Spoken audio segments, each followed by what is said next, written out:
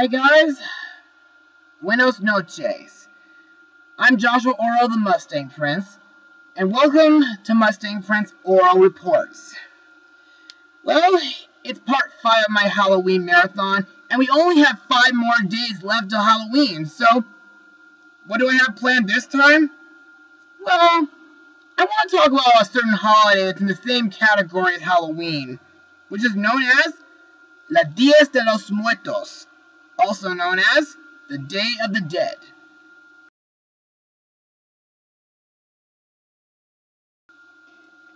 For those who don't know, the Day of the Dead is a Mexican holiday observed throughout Mexico and around the world in other cultures. The holiday focuses on gatherings of family and friends to pray for and remember friends and family members who have died. It is particularly celebrated in Mexico, which is where the day is a bank holiday. The celebration takes place on October 31st, which is, in our country, Halloween, along with November 1st and November 2nd. In connection to the trium of All Hallows Tide, All Hallows Eve, Hallowmas, and All Souls Day, traditions connected with the holiday include building private altars called ofrendas, honoring and decreasing using sugar skulls and marigolds, and the favorite foods and beverages of the departed, and visiting graves with these things as their gifts. They also leave possessions of the deceased as well. Also, scholars trace the origins of the modest Mexican holiday to indigenous observations dating back to hundreds of years, and to an Aztec festival dedicated to the goddess Netecatchitl. Sorry, it's hard to pronounce certain Spanish words. Anyway, the holiday has spread throughout the world. In Brazil, Dias de Finados is a public holiday that many Brazilians celebrate by visiting cemeteries and churches. In Spain, there are festivals and parades, and in the end of the day, people gather at cemeteries and pray for their dead loved ones. Similar to how Mexicans do it. And similar observations occur elsewhere in Europe. Similar themes celebrations appear in many Asian and African cultures as well. But, ever wonder what it'd be like if the Day of the Dead would be featured in a movie?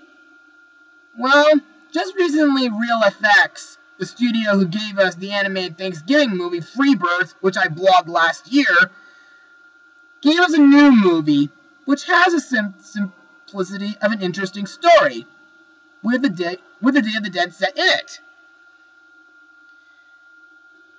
Released on October 17th, 2014, the movie is The Book of Life. So, let's get started with the summary of the movie. This movie is the journey of Manolo, a young man who is torn between fulfilling the expectations of his family and following his own heart. Before choosing which path to follow, he embarks on an incredible adventure that spans 3 fantastic worlds, where he must face his greatest fears in order to rescue his one true love and defend his home village. So, what do I think of this film so far? Well, I thought it was pretty well done, and with great visuals, and also had a nice way of telling a love story while keeping it in the Días de los Muertos theme. So, I'll explain more in my Mustang notes right now. The Book of Life was originally opted by DreamWorks Animation in 2007, but it never went beyond development because of creative differences. On February 21st, 2012, Real FX announced that Guillermo del Toro,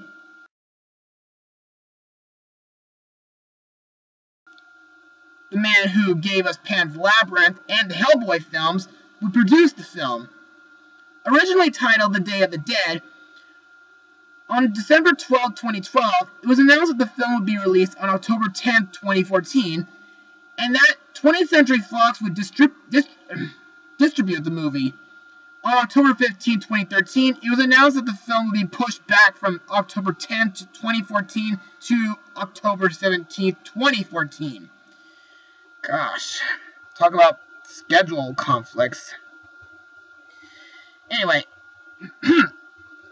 in February 2014, the film's director, George Gutierrez,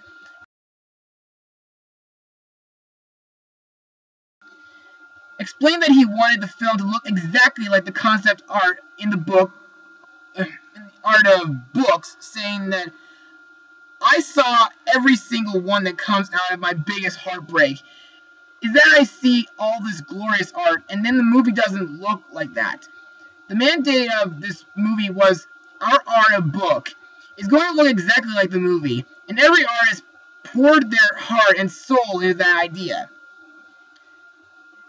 Anyway, this isn't the first animated film to include Mexico. If you don't know what I mean, a long time ago, Donald Duck, along with his friends Jose Carioca and Panchito, visited Mexico in the Three Caballeros back in the 1940s.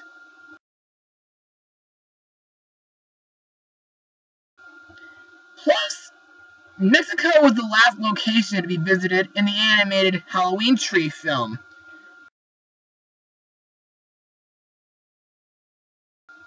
Which also talks about the Day of the Dead. But I promise I'll get into that film next year. As for the story, I feel like this kind of story has been done before.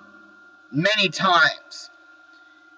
I mean, it's like Shakespeare's Twelfth Night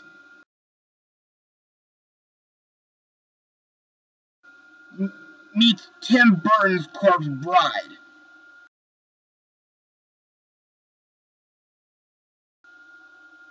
But it was still a romantic, heartwarming film anyway. Although the animation is awesome. I mean, it was pretty good. Almost everyone in this film looks almost exactly like a wooden Mexican puppet, including the characters in the two dead worlds. Speaking of the worlds, the Land of the Remembered looks pretty wonderful.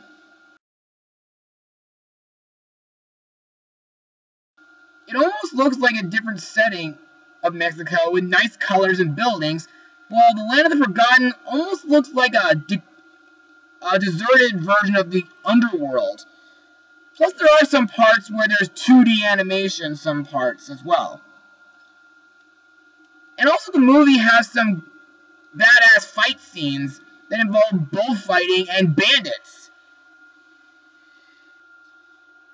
And now it's time to talk about the voices of this film, for no animated film is complete without them.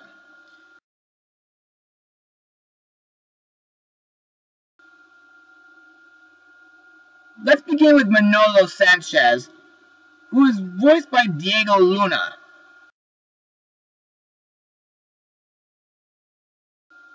This guy is a torero with a guitar and two swords.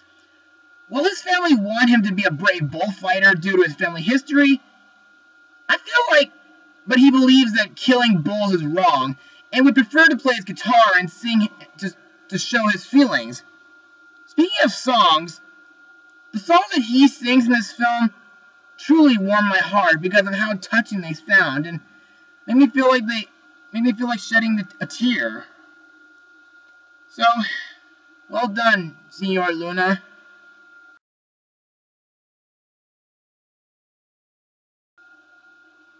Manolo's friend Joaquin is voiced by Channing Tatum.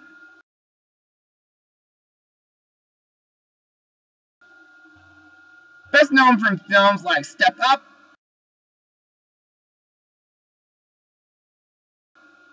and She's the Man.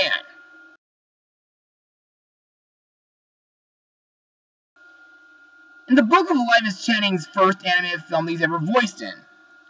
However, Joaquin is the town hero of San Angel. While it seems that he's an unstoppable warrior, I don't really like him as much as I like Manolo, because he lets his herohood get too much to his head, plus he even brags about himself a lot.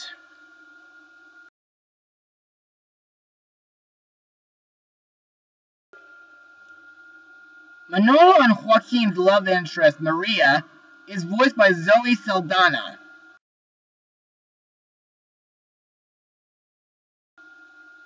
best known from films like Pirates of the Caribbean,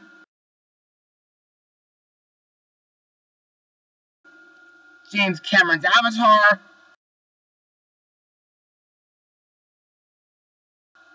and the newer Star Trek films.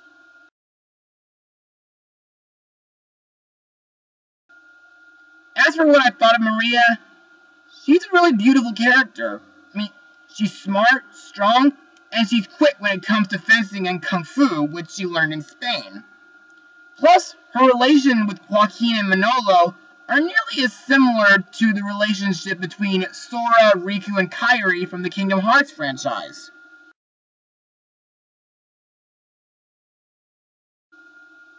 And what's more, she follows her heart to do what's right for everybody, and I also love her pig sidekick that Joaquin and Manolo gave to her before she went to Spain.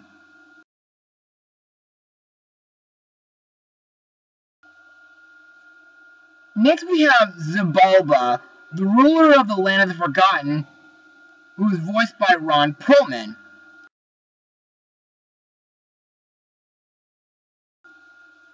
Who is in the Hellboy movies,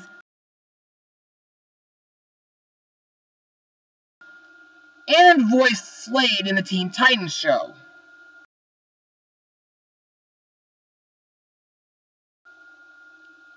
Now, Xibalba is a bit of a despicable character. I mean, he almost makes me think of Hades from Disney's Hercules. Anyway.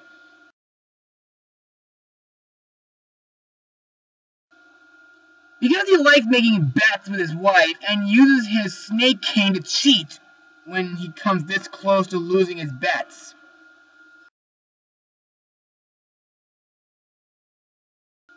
Speaking of which, the ruler of the Land of the Remembered and Xibalba's wife, La Muerta, is voiced by Kate del Castello.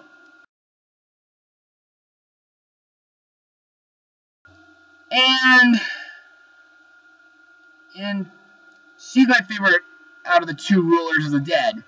I mean, she's sweet, lovable, and merciful, and I even love how she looks. I mean, she's like a skeletal figure wearing a red dress with a huge sombrero with candles on it. It's almost as big as my sombrero in a way.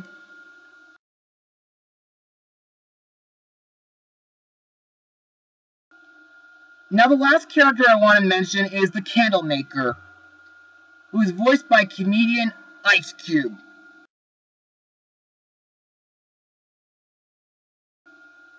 Who I know from such films like, well, Are We There Yet?